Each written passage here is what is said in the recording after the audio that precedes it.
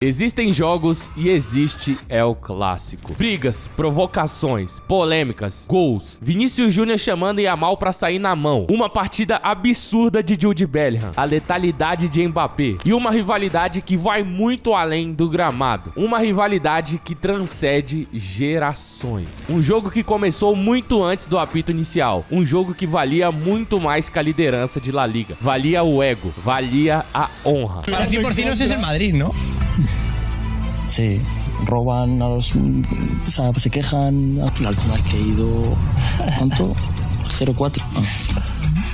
De um lado, o Barcelona, que com as joias forjadas em La Masia, apimentou ainda mais o jogo com a declaração de sua maior joia, Lamine Yamal. Do outro lado, o Real Madrid, que estava mordido após 4 derrotas seguidas. Um 4-0 em casa, a derrota na Copa do Rei, o clima do jogo não poderia ser diferente. Um jogo quente, um jogo que o mundo queria ver. Desde a era CR7 Messi, o El Clássico tinha perdido o brilho. O mundo se acostumou a parar para ver o duelo dos dois maiores jogadores da história. Partidas agressivas, entradas fortes, golaços, provocações e comemorações lendárias. Era o mínimo que se esperava do El Clássico há pouco tempo atrás. Com a saída de CR7 Messi, não se tinha mais isso com tanto peso. Eu não me recordo de um El Clássico tão polêmico ou tão apimentado há muito tempo. Mas tudo mudou. A Espanha está em chamas de novo. Esse é o retorno glorioso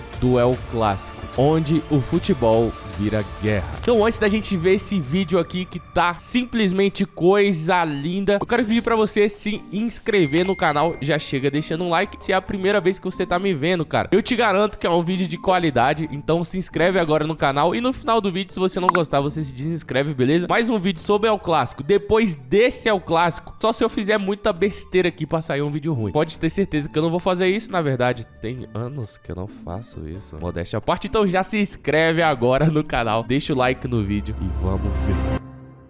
Tudo caminhava para ser apenas mais um El Clássico. Obviamente, um jogo grande, um jogo que valia milhões, um jogo que valia a liderança de La Liga, com grandes estrelas em campo, mas sem aquela rivalidade mortal que estávamos acostumados. Mas algo mudou. Yamal vai a um dos maiores programas esportivos da Espanha e afirma que o Real Madrid rouba e que não sente pressão em enfrentar o clube merengue. Afinal, no último confronto no Bernabéu, eles ganharam por 4-0 e o Yamal acabou marcando. Essas foram as palavras de Lamine. Isso foi o suficiente para se criar o inferno em volta do jogo. O elenco do Real Madrid ficou enfurecido. Carvajal, capitão do Real Madrid e também da seleção espanhola, se manifestou publicamente dizendo que queria conversar com Lamine Yamal depois do clássico, já que não se tratava apenas de provocações normais, e sim de algo mais sério. Falar de roubo é algo que pode criar inimizade entre jogadores, especialmente porque muitos deles dividem o vestiário na seleção espanhola. Essas rixas poderiam afetar a química do grupo, algo perigoso com a Copa do Mundo se aproximando. E não satisfeito, antes do jogo, Lamine Yamal fez um post provocando a torcida do Real Madrid. E depois de tantas alfinetadas e acusações, já era. O clima por jogo virou um inferno e se esperava uma rixa em campo entre os jogadores do Real Madrid e Lamine Yamal, e principalmente uma partida de alto nível da joia espanhola. O jogo começa. Como os times iam se comportar dentro de campo ainda era uma incógnita. Ninguém sabia se o Barcelona ia impor o seu ritmo de jogo ou se o Real Madrid ia vir com uma postura mais neutra. Porém, para muitos houve uma surpresa. O Real Madrid impôs seu ritmo desde o primeiro minuto de jogo. Talvez o que para alguns já era esperado, já que o Real jogava em casa. E logo de começo, pênalti de Lamine Yamal em Vinícius Júnior. Mas ao ir ao VAR, o juiz viu que cometeu um erro. Lamine toca primeiro na bola e Vinícius Júnior que o chuta. O pênalti estava anulado, mas o jogo estava longe de ficar calmo. Mesmo assim, o Real Madrid seguia pressionando. E em uma disputa, Arda Güler deu um passo que deixou Mbappé livre para chutar. O Tartaruga chuta de forma fenomenal de fora da área. Um foguete, golaço, mas o gol foi anulado por impedimento. Mas nesse momento, com o domínio do Real Madrid, era meio óbvio de que a pressão do Real uma hora ia resultar em gol. A cada segundo, o Real Madrid se impunha mais em campo e mostrava que estava madurando o primeiro gol da partida.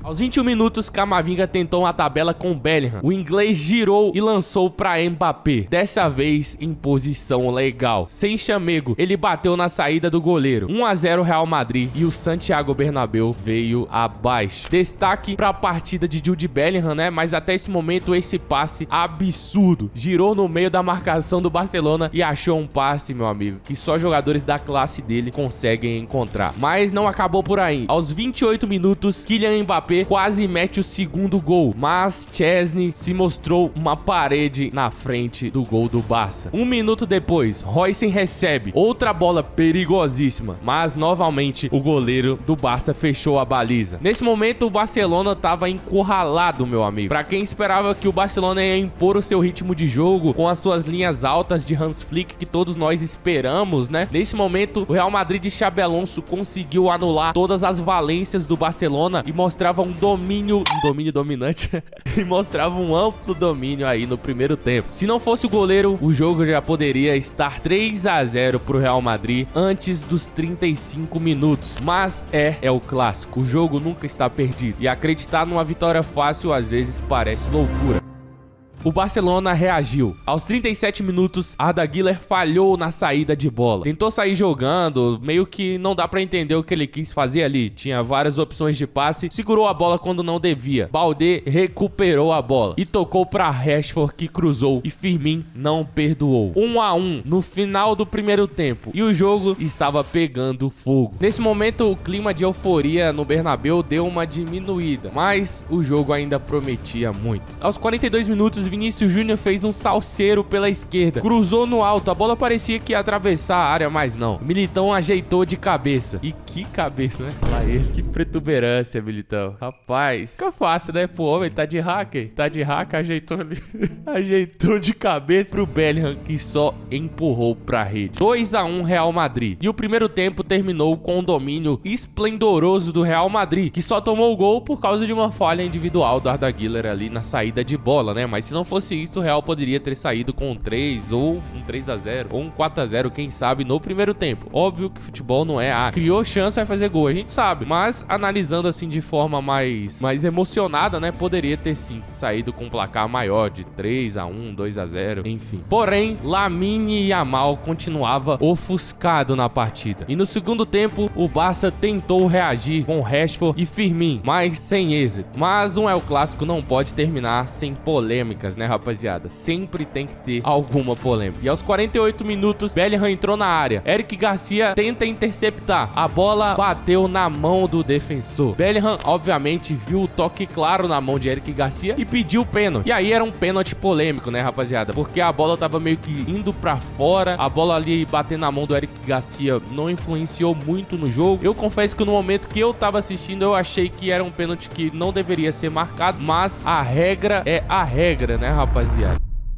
O VAR chamou pra revisão. Pênalti. Mbappé foi pra bola e perdeu, perdendo a chance de colocar o Real Madrid ainda mais na frente. E, obviamente, dando moral pro time do Barça, que agora poderia acreditar no empate. Parecia que o Barcelona ia encurralar agora o Real Madrid e conseguir ser mais letal, mas não. O Real Madrid manteve o controle do jogo. Sem dúvidas, o que vinha acontecendo nos clássicos do passado não se repetiu. Fermín Lopes, pelo lado do Barça, era o único que parecia estar 100% ligado. E aos 52 minutos ele arrancou sozinho do meio campo, chutou forte, mas Courtois salvou novamente. Um chute desse no meio do gol pro Courtois é a mesma coisa de uma criança tá chutando nele, né, mano? Porém, era El Clássico e o jogo tava caminhando até pra um desfecho muito tranquilo, apesar das entradas duras, nada demais. Mas Pedri, nos acréscimos, levou o vermelho por um pisão violento em Tchouaméni. Os jogadores reservas e as comissões ficaram enlouquecidas. O clima ficou extremamente tenso e o árbitro decidiu, obviamente, acabar com a partida ali mesmo. E aí começaram as confusões dentro de campo. Carvajal fazendo gestos para Lamine Yamal, Vinícius Júnior chamando Yamal para sair na mão. Pela leitura labial se entende o seguinte: vem, continua falando,